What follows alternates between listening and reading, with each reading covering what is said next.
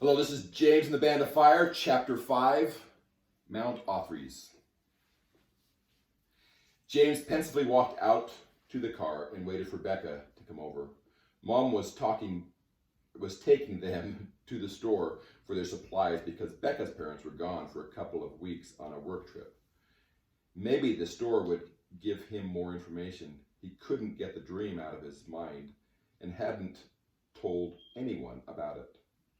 In fact, he wasn't sure what to tell them because he didn't know what it all meant.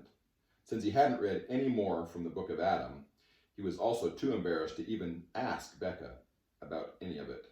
She would just get irritated at him for not reading more. He did, however, ask Mom about Camilla. Mom's face seemed to light up about her and seemed excited to tell him about her. She didn't say much, but told him that she was his half-sister. She was a very beautiful and loving girl that moved in with them when James was just a baby. She moved out again by the time he was 5 years old, but she had always loved James. The most interesting things, she said, were reminiscent of the dream. Camilla apparently loved to sing and always sang Baby James a beautiful song, but Mom couldn't remember how it went. She was always holding him, loved to babysit him, and even taught him to talk and walk.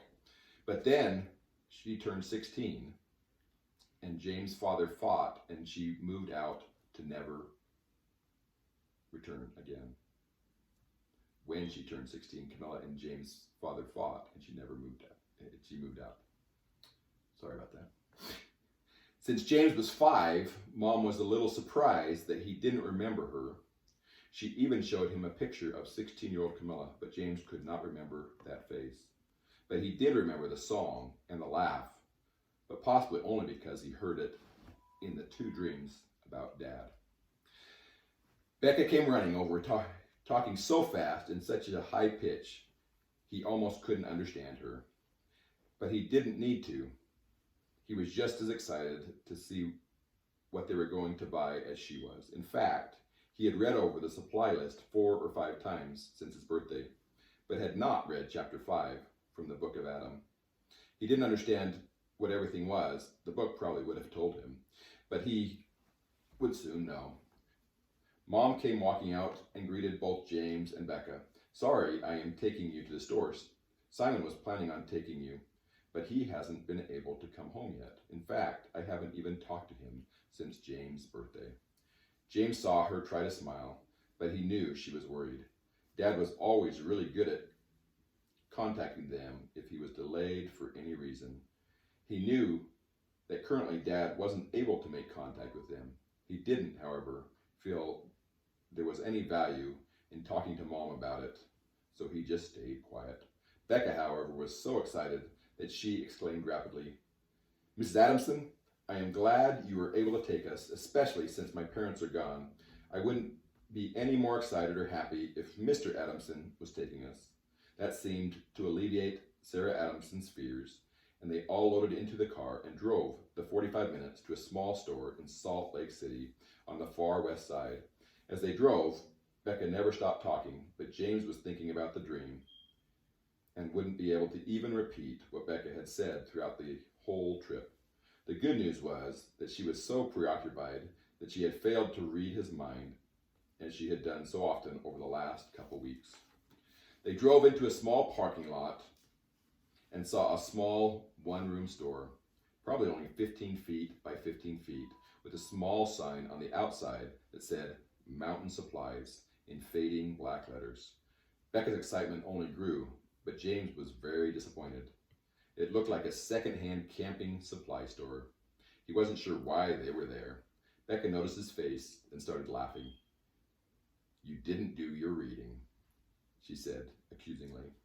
She then opened her book to chapter 5 and showed him a picture of the store and a map to its location. She then turned the page and he saw a huge map of the inside, and he was a little confused. She just smiled and took his hand and excitedly said, in her usual rapid, high-pitched voice, "Come on, let me show you."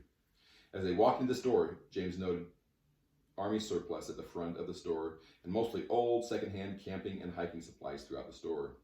He even saw old backpacks near the rear of the store. Becca, however, didn't seem to notice and raced to the shelf of backpacks. She pulled him to the side of the shelf and then walked behind it to the wall where an elevator was positioned. There were no buttons on the back wall. Becca touched the door with both hands flat, with fingers extended, and the door opened. The three of them boarded the elevator, and the doors closed again without pushing any buttons. The elevator dropped very quickly, and then the opposite wall opened into a very large door that appeared to cover miles under the ground. Now James was excited again. A large archway led from the elevator into the store, but the immense space nearly completely distracted James from this entrance and the sign, Mount Othrys, displayed in glowing gold lettering on the same entrance. So this is the store, he thought, and he walked forward. Becca started to run, her excitement now overflowing as she jabbered on. The speed and pitch of her voice now made the words impossible to understand, but James was now likewise excited, and Mom, walking out of the elevator, just laughed at the two of them. She had been here before and was not surprised by any of it, but not since she had come with Camilla for her supplies each year before camp. James, however, was looking at what reminded him of a very large mall, except instead of a long hallway with stores on either side, there was a long road with buildings extending as far as the eye could see. As he looked up, it appeared to be sky, much bluer than the sky he saw as they drove here this morning, with even a form of sunlight coming from some unseen source. If he hadn't just exited an elevator, he would have said they were outside walking on a large street, but with buildings unlike anything he had ever seen. It all seemed almost magical, and he was dizzied by all the excitement now running through his veins. His mind was immediately drawn to a red, barn-shaped building to his left, with large white letters, Mr. McDonald's Mystical Creatures, and included a shop with stables behind. In the stables he noticed horses with wings, other horses with a single horn, and even a creature with the hind parts of a horse, but with a bird body, beak, and wings. Inside the store, he saw multiple kennels in cages containing various animals, most notably cats, dogs, mice, toads, turtles, and various birds, including owls. Becca noticed the same, and they started maneuvering towards this building before Mom called their attention back. James, Becca, we need to check in at the desk first and get your money. Without the money, you will not be able to purchase anything. Without checking in, you will not know exactly what to purchase, she said with a laugh. The preliminary list you got on your birthday is incomplete. You will want the updated list. Mom was now pointing to the right, where there was a large oak desk with a round-faced, white-haired lady sitting with a smile.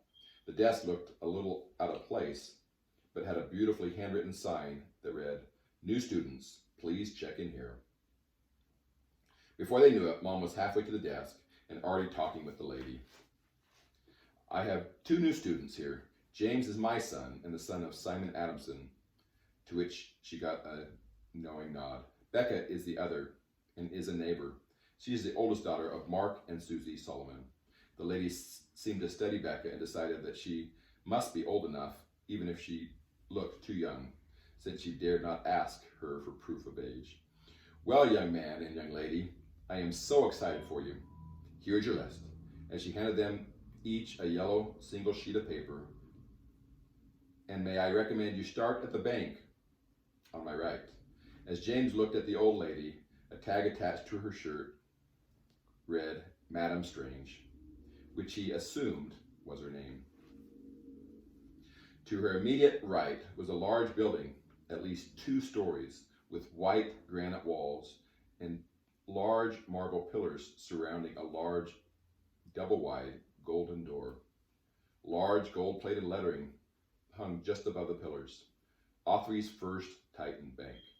Without looking at their list, both Becca and James moved toward the bank doors as Madam Strange yelled after them. If you have any questions about your list, please feel free to ask. James looked down and noticed the list was almost the same as the list he had studied at home, but had store locations for each item and short explanations of why they were needed. He noted that this list may be more useful than the one he had studied several times before coming. As they pushed through the large double doors, they opened into a large ornate chamber with a marble floor, large decorative wood carvings throughout, and glass-walled rooms to both the right and the left. In each room were neatly dressed individuals with stacks of gold and silver coins on their desks and multiple stacks of multicolored paper money spread out on their desks. Each room seemed to have a different colored bills, and Becca pointed and explained rapidly, "Those are the money changers, James. If we need money for different countries, they can provide it here at the best exchange rate." Although James didn't understand why they would ever need money for different countries, he was unwilling to ask Becca, still, because he knew she was just would just say again that he should have read the book. So instead, he just made a mental note for when he found out why it would be necessary to exchange money. In front of them was a large white granite transaction desk with multiple hurried figures moving behind the desk, gathering what looked like gold and silver coins into large leather bags. Before they could even reach the desk, however, a small, thin man, no more than 3 feet tall, came walking from behind the desk with 2 leather bags. One he handed to James and the other to Becca. He then smiled at Mom and exclaimed, "Good to see you again, Sarah. I hope Simon is doing well. He sent words weeks ago to have these bags ready for today. I thought he would be coming." Mom smiled back and just retorted, "He is still away, so I got the privilege of coming to your beautiful bank again. I love the beauty and majesty. It continues to grow in beauty every time I come." The small man just blushed and hurried back behind the desk. James was once again amazed at the kindness Mom seemed to show everyone she met. He hoped that he was even half as kind as his mother was to others. And for a 12-year-old boy, that is saying something. With the heavy leather bags in hand, they turned and left the bank and immediately crossed the street to the red barn-shaped store, for this was the one that had drawn their attention, and they both wanted to go there first. As they approached the store, James noticed a swinging door at the front and continued to be amazed at the large creatures in the stables behind. Becca turned to him and stated matter-of-factly, "We can't buy any of the traveling animals yet. We are only first years. You are required to be Golden Flame rank before you can own a Pegasus, unicorn, or hippogriff. Although I would love to have a unicorn myself." Again, James had no idea what she was talking about and made another mental note. "I must read some of the book to make sure I at least know the basics of what is happening." He couldn't just depend on Becca for everything.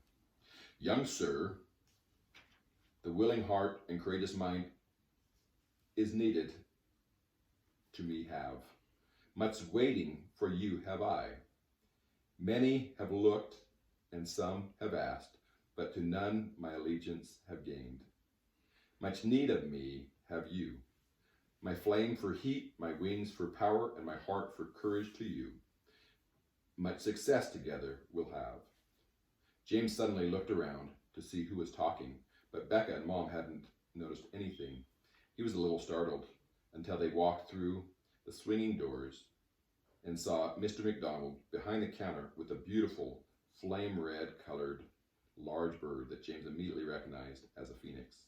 He immediately knew her name to be Helia and couldn't help but want to take her home. He walked up to Mr. McDonald and asked, "How much for the phoenix, sir? I would never dream of selling these magnificent creatures. I consider every creature here a special friend, but this is a most unique bird. I have only been able to find 2 birds of this type, and therefore I don't part with them easily. I have only once before found a worthy Titan to take one home.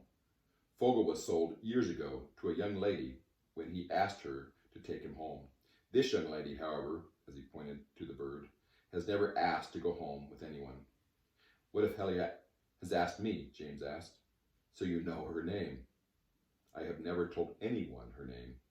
She is the most beautiful creature I have ever seen. I feel happier in her presence and would be stronger with her by my side. That may all be true, but you must prove yourself worthy to truly take her home. James reached out his arm, and Helia spread her wings and left Mr. MacDonald to land on James' forearm. As she landed, however, James noticed that even with her large size, she was light as a feather. Mr. MacDonald's eyes got wide, and he quickly gathered a cage with no bars that looked more like a fire pit-like nest, food, and a small book on the power of the phoenix. He handed them all to James and said, "She's yours, and she has chosen you. We do not sell these creatures, but you can adopt her since she has adopted you. I do ask that you purchase the supplies I have gathered, so that I may continue to have the funds to find and protect more unique creatures from around the world." Becca and Mom hadn't noticed this exchange, but instead were looking at various animals trying to decide what to adopt as well. The list stated that every first-year student must have a pet with whom they could practice communicating, but Becca couldn't decide between a large green and black tortoise or a small white kitten. James knew she would pick the tortoise because it intrigued her, and as usual, he was right in his judgment of his very best friend. So what would you have picked? The turtle, the tortoise, or the white kitten? You don't want kittens. After adopting the phoenix, the rest of the trip was relatively unexciting. They went from store to store purchasing the needed items. They had uniforms and common camping supplies, including tents, flashlights, pads, and sleeping bags. They purchased bags and a backpack, as well as eating utensils and a small personal stove. James did enjoy the pocket knives he purchased. He bought 3, even though he only needed 1, as well as the flint and steel that he was excited to use. Most of these supplies didn't seem abnormal at all and appeared like the supplies friends for camping, like the supplies friends used for camping with the Boy Scouts. But there were several items he purchased that he didn't recognize, nor did he ask anyone what they were for. He was too proud to ask Becca, so he just purchased what he was told and put them into his bag. The final shop was to Alexander's bookshop. That reminded James of a specialized library, but he had never really been in a bookstore, so he didn't know exactly what to expect. As he looked down at the list, he saw multiple books that he needed to purchase. His list included the following books: Introduction to Camping, Preparing for the Wild by Gibbs Crawley. Beginner's Book of Fire and Fire Building by Sandra Fuego. Alexandria's Book of Wilderness Cooking by Alexandria Rosie. The Art of Telepathy and Other Forms of Communication by Arya Thorngardner. Hablanosmithy, The Secret World of Weapons by Alexander Black. The Keys to Wilderness First Aid by Dakota Ironhorse. Introduction to Herculopathy by Rocky Handrake. Wildlife Studies by Amber Filtz Bard. Most of these books were self-explanatory, but James kept looking back at the last book, The Game of Orientopathy Through Using Your Senses, and kept wondering why he had never seen this book before. Why had Mom and Dad never shown him this book before today? He looked back down at the cover as Becca started to giggle. The Game of Orientopathy Through Using Your Senses by Simon John Adamson. The stacks of books, however, now made him very nervous because they looked more like school books than camping supplies. He wasn't sure why they would take all these books camping. Becca, however, was already leafing through the books with uncontrolled excitement. She even had an extra book that he had decided not to buy since it wasn't on the list. Greek Mythology and Other Keys to the Band of Fire by Juliana Gaia Abel. Wasn't that the same author as the Book of Adam? With her excitedly looking through the books, James figured she would have them all read before they went to camp, and he laughed to himself. He might even look through the pages to see why they were so important, especially the book written by his dad, but he couldn't help but think those books would be of less value than his reading of the book of Adam. Sir, you can call me James. Yes, James, sir. No, just James. Okay, James, learn from the books. Together we can. Wait, you are a bird. Yes, but your mind will be opened with the song of my heart. Understand better can you, and learn much more quickly we will. Become a true Titan with me you will. Only together can we learn and truly become. James just smiled and knew that Becca would not be the only one with knowledge when they came to camp. And he may not even need to work hard at it. Lucky Helia picked me, he thought, as he finished loading all his purchases into the trunk, and Helia sat on his right shoulder. He climbed into the back seat of the car carefully, moved Helia to his lap, just as Becca placed her large tortoise Tom on her lap. And so it begins, Becca said, with James and Helia in one seat and her and Tom in the other. And the drive home was filled with thoughts of camping, beautiful Phoenix song that completely relaxed everyone, and intermittent thoughts of Dad out there somewhere in the darkness. This was only the beginning, but James knew much more would be coming. And with Helia as his companion, he was definitely ready.